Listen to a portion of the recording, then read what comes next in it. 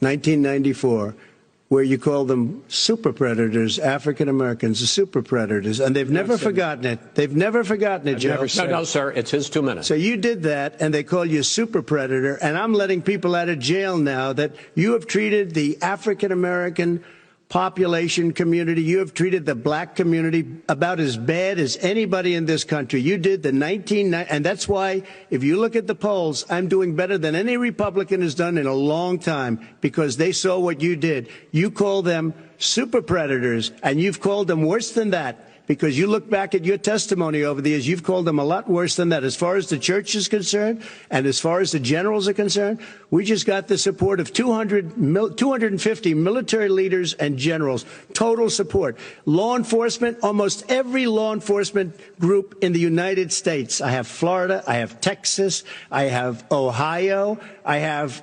Portland. The sheriff just came out today and he said, I support President Trump. I don't think you have any law enforcement. You can't even say the word law enforcement, because if you say those words, you're going to lose all of your radical left supporters.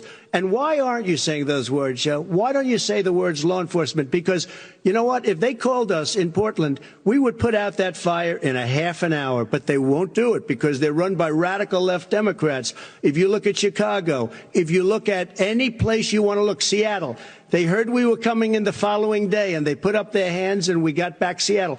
Minneapolis, we got it back, Joe, because we believe in law and order, but you don't. The top 10 cities and just about the top 40 cities are run by Democrats and, in many cases, radical left. And they've got you wrapped around their finger, Joe, to a point where you don't want to say anything about law and order. And I'll tell you what, the people of this country want and demand law and order.